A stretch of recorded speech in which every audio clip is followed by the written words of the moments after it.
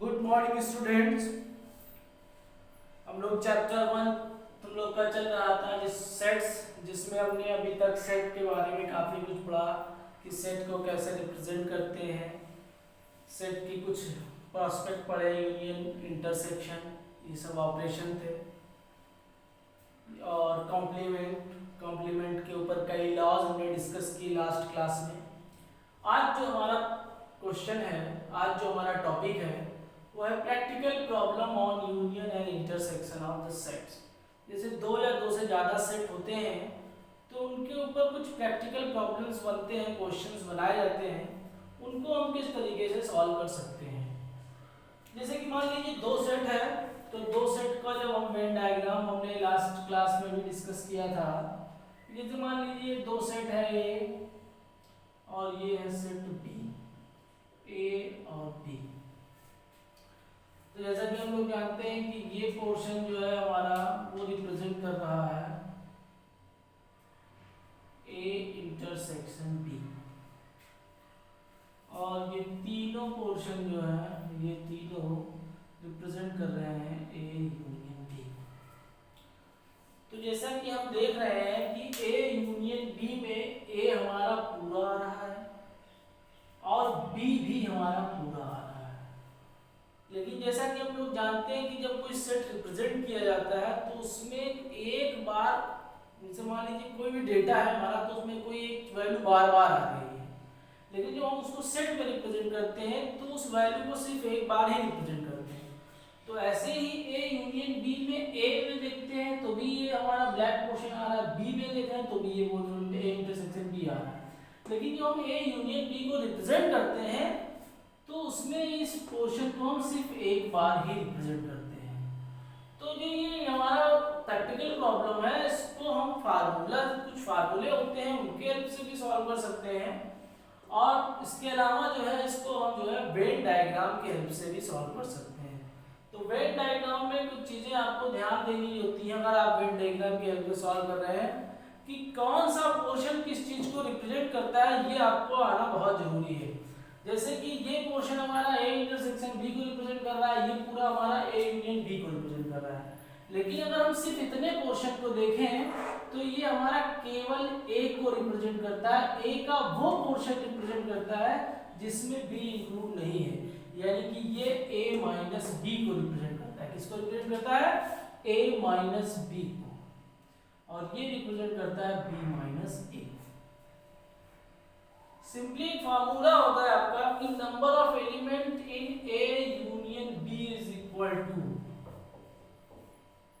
Number of element of A plus number of element of B. अब चूंकि हम देख रहे हैं कि ए और बी दोनों में ए इंटरसेक्शन बी इंक्लूड है, यानी कि ए इंटरसेक्शन बी इसमें भी जुड़ गया और ए इंटरसेक्शन बी इसमें भी जुड़ गया। जैसा कि अभी हमने बताया था कि ए यूनियन बी में ए इंटरसेक्शन बी वाला जो पोर्शन होगा वो सिर्फ एक ही बार जोड़ा जाएगा, एक ही बार इंक्लूड किया जाएगा। तो यहाँ पे क्या हम देख रहे हैं, इसमें भी इंक्लूड है, इसमें भी इंक्लूड है, कितनी बार इंक्लूड हो गया? दो बार। तो इसलिए क्या करेंगे, number of element in A intersection B जो है वो वन टाइम माइनस करेंगे। तो ये आपका एक फार्मूला बन गया दो सेट के लिए। Number of element of A union B is equal to number of element of A plus number of element of B minus number of A element of A intersection B. ये तो हमारा जब दो set होगा उसके लिए इस्तेमाल करेंगे। चलिए आते हैं, मान लेते हैं हमारा 3 सबसेट की बात चल रही है, 3 सेट की डिस्कशन हो रही है। तो जैसे ये पोर्शन,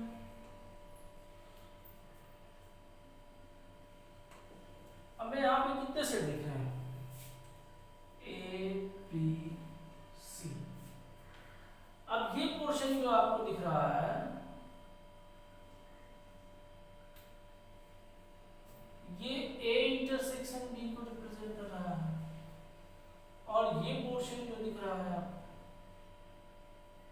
ये आपका बी इंटरसेक्शन सी को रिप्रेजेंट कर रहा है, और ये पोर्शन जो आपको दिख रहा है ये ए इंटरसेक्शन सी को रिप्रेजेंट कर रहा है। लेकिन इसमें आपको एक चीज ये दिख रही होगी, ये क्या देख रहे हैं? तीनों सेट में आ रहा है, तीनों सेट में ये कॉमन है, तो ये पोर्शन जो होता है वो A intersection B intersection C को रिप्रेजेंट करता है।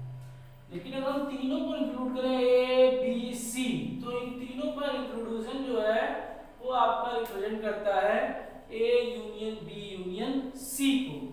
तो इसी के लिहाज से जब इस पे फार्मूला तीन सेट का बनता है कि number of element of A union B union C is equal to आपका number of element of A plus number of element of B plus number of element of C. अब यहाँ पे हम क्या देख रहे हैं कि ए का बी का सी का तीनों एलिमेंट हम ऐड करेंगे, तो ये आपका ए इंटरसेक्शन बी जो होगा ये दो बार ऐड हो रहा है ए और बी के साथ, तो क्या कर देंगे इसको एक बार माइनस कर देंगे number of element of A intersection B.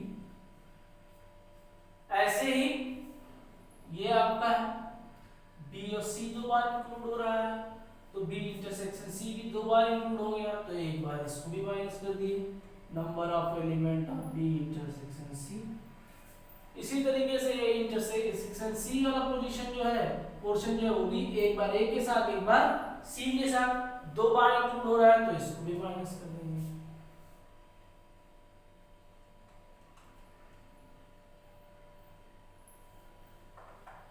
A intersection C. लेकिन अब हम तीनों में जो कॉमन पोर्शन है वो हम देखें तो क्या हो जाएगा, इंक्लूड तो ये दो ही बार हो रहा था और हमने इसको एक्सक्लूड कितनी बार कर दिया, एक बार इसमें से ये गया इसके साथ गया, एक बार इसके साथ ही गया और एक बार इसके साथ गया, तो मतलब ये इतना पोर्शन माइनस हो गया ऑलरेडी। तो क्या करेंगे इस इतने पोर्शन को हम ऐड कर देंगे plus number of A intersection B intersection C, तो ये आपका पूरा फार्मूला बन जाएगा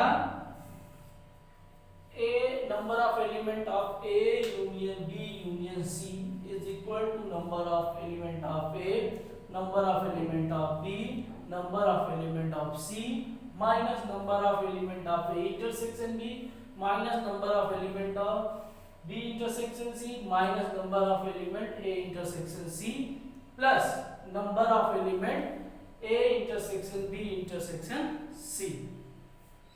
तो बच्चों इस तरीके से अगर हम ये वेन डायग्राम अच्छे से समझ लें, इसमें हमको ये पता चल जाए कि कौन सी चीज किस चीज को रिप्रेजेंट कर रही है, और या तो ये फार्मूला प्रिपेयर कर लें तो इन दोनों के हेल्प से जो है प्रैक्टिकल प्रॉब्लम्स सॉल्व किए जा सकते हैं।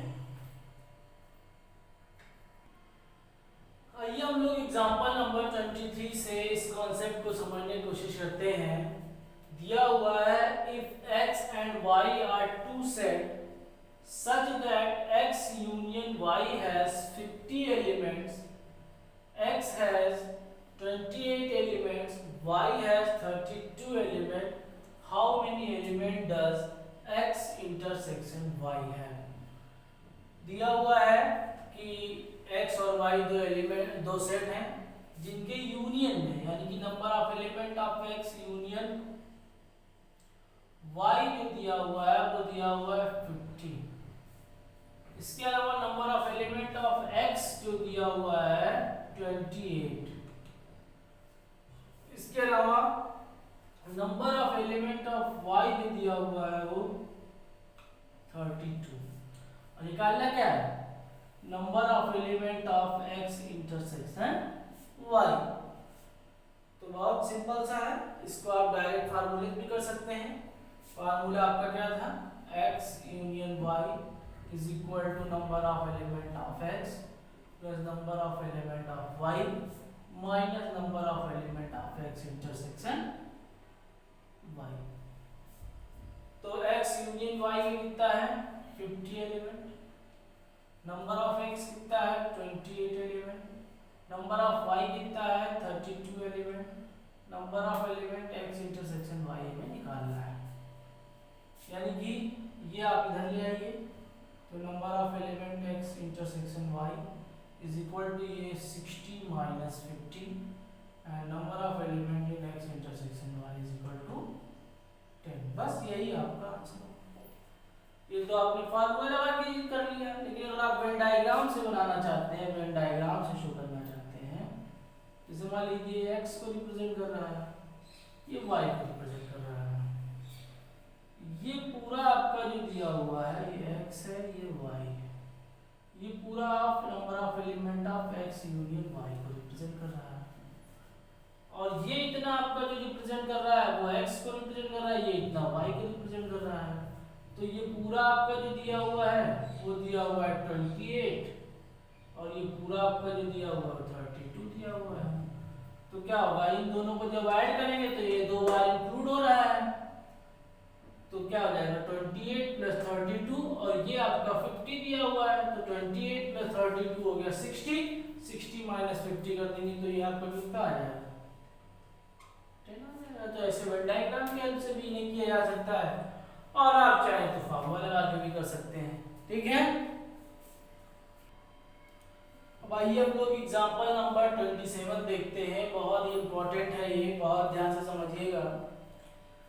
दिया हुआ there are 200 individual with a skin disorder.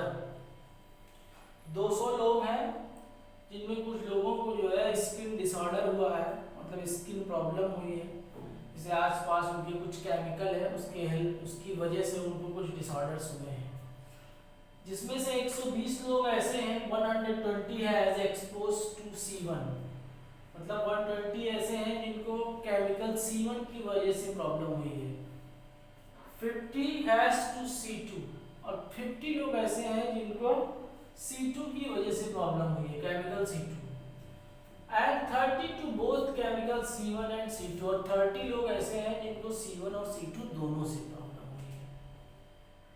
Find the C1 but not C2, कितने लोग ऐसे होंगे जिनको C1 से हुआ है लेकिन C2 से नहीं हुआ है, कितने लोग ऐसे होंगे जिनको C2 से हुआ है बट C1 से नहीं हुआ है, और कितने लोग ऐसे हैं जिनको C1 और C2 मिला के, C1 और C2 मिला के हुआ है, मतलब उनको हुआ है चाहे केमिकल C1 से हुआ हो, चाहे C2 से हुआ हो, चाहे दोनों से हुआ हो, मगर उनको स्किन डिसऑर्डर है।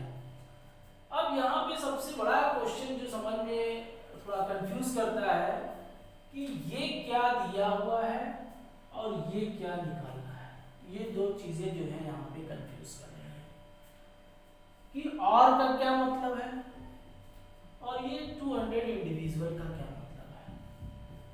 तो हम एक चीज देखेंगे कि दोनों केमिकल की जो दोनों सेट जो रिप्रेजेंट कर रहा है नंबर ऑफ एलिमेंट, जैसे ये 120 रिप्रेजेंट कर रहा है और ये 50 रिप्रेजेंट कर रहा है, इनको हम ऐड कर लें तो 120 और 50 ऐड करेंगे तो कितना आ जाएगा 170, और 170 जो है 200 से क्या है कम है, यानी कि ये जो दिया हुआ है आपका ये यूनिवर्सल सेट को रिप्रेजेंट कर रहा है। किसको रिप्रेजेंट कर रहा है?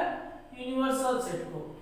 और जहां पे और लगा होता है इसका मतलब यूनियन ऑफ सेट निकालना है। ये और वर्ड का मतलब यही है कि यूनियन ऑफ सेट निकालना है। एंड अगर कहीं पे एंड आपको लिखा मिलता है तो जैसे कहीं पे मान लीजिए सपोजेड क्वेश्चन दिया होता कि C1 एंड C2, तो और का मतलब होता है यूनियन और एंड का मतलब होता है इंटरसेक्शन। ये चीज हमेशा ध्यान रखनी है। फिलहाल यहाँ पे ये नहीं निकालना है हमें इससे मतलब। तो यानी कि नंबर ऑफ एलिमेंट यूनियन जो दिया हुआ वो दिया हुआ 200, ठीक है। नंबर ऑफ C1 जो दिया हुआ है वो आपका दिया हुआ 120, नंबर ऑफ C2 जो दिया हुआ है वो दिया हुआ आपको 50, and number of C1 and यहाँ पे लिख दिया हुआ है 50 to C2 and 30 to both. Both का मतलब एंड यानी कि C1 C2, देखिए यहाँ पे एंड शब्द का इस्तेमाल भी किया गया है, यानी कि C1 इंटरसेक्शन C2 जो है वो आपका 30 दिया हुआ है। आपको निकालना क्या है? C1 बट नॉट C2, यानी कि हमें निकालना है C1 माइनस C2। दूसरा क्या निकालना है? C2 बट नॉट C1, हाँ C1। यानी कि C2 माइनस C1 निकालना है। और तीसरा क्या निकालना है, ये C1 और C2 यानी कि C1 यूनियन C2 निकालना है। तो एक तो आप ऐसे ही डायरेक्ट कर सकते हैं, सारी चीजें दी हुई हैं, जैसे number of element of C1 minus C2 निकालना है। तो क्या करेंगे, C1 से जो कॉमन वाला है, ये इंटरसेक्शन वाला जो पोर्शन है वो माइनस कर दीजिए, यानी कि n ऑफ C1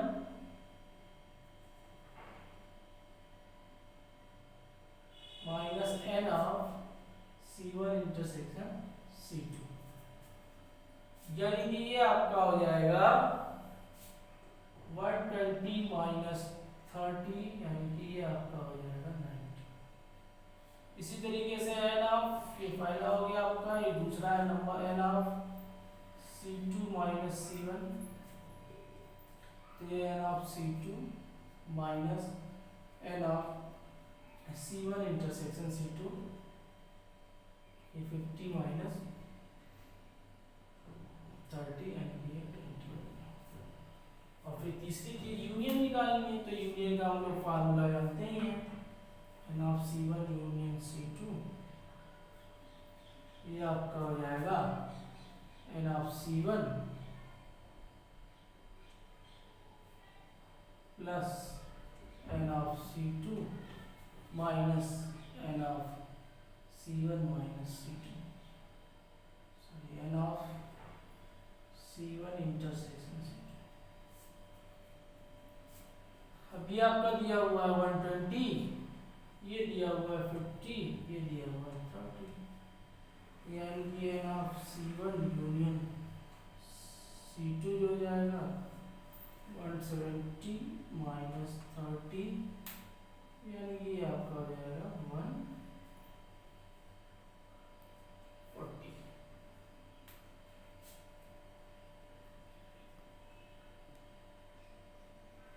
आ गया। तो इस तरीके से फार्मूला लगा के अप्लाई करके सॉल्व कर लिया गया। लेकिन अगर इसमें एक चीज और पूछ लिया जाता कि कितने लोग ऐसे हैं जिन्हें कोई डिसऑर्डर नहीं है, तो ये 140 लोग तो ऐसे हैं जिन्हें कोई ना कोई डिसऑर्डर है। अब अगर हमें ये पता करना होता है कितने लोगों को डिसऑर्डर नहीं है, तो क्या करते हैं, इस यूनिवर्सल सेट से 140 को माइनस कर देते हैं, यानी कि 200 माइनस 140, तो आपका जो आंसर आ जाता, यानी कि 140 माइनस करेंगे तो 60 आ जाएगा। तो इन 200 में 60 लोग ऐसे हैं जिन्हें कोई डिसऑर्डर नहीं है। आई बात समझ में? अब अगर इसी को आप वेन डायग्राम से समझना चाहें तो देखिए बहुत आसान है। ये पूरा जो शो कर रहा है वो 200 शो कर रहा है, ये यूनिवर्सल सेट को शो कर रहा है। इसे C1 मान लेते हैं, C2 मान लेते हैं। दोनों का इंटरसेक्शन जो आपका दिया हुआ है बच्चों, वो दिया हुआ है 30, तो ये रिप्रेजेंट कर रहा है 30। C1 कितना दिया हुआ था 120, तो 120 तो ये पूरा दिया हुआ था, तो इसमें से 30 माइनस कर देंगे तो ये आपका 90, ये आपका C1 माइनस C2 को रिप्रेजेंट कर रहा है। और ये पूरा कितना दिया हुआ था 50 से 30 माइनस कर देंगे तो ये आपका 20 हो जाएगा, ये C2 माइनस C1 को रिप्रेजेंट कर रहा है। और ये वाला पोर्शन जो है आपका C1 इंटरसेक्शन C2 को रिप्रेजेंट कर रहा है। और इन तीनों को ऐड कर दें, जैसे 90 प्लस 30 प्लस 20 तो कितना हुआ, 90 प्लस 30 आपका हुआ 120 प्लस 20 कितना हुआ 140। ये पूरा रिप्रेजेंट कर रहा है C1 यूनियन C2 का। और ये कितना आया है देख लीजिए, फार्मूले से भी इतना ही आया है, C1 यूनियन C2 140। इन तीनों को अगर हम ऐड करेंगे तो ये भी आपका 140 ही आएगा। तो इस तरीके से ये क्वेश्चंस, इस टाइप के क्वेश्चन किए जा सकते हैं। अब आप एक्सरसाइज 3.6 जो है, सॉरी 1.6 जो है वो कर सकते हैं। तो आज आप लोग का वर्क रहेगा exercise 1.6। Okay, thank you class.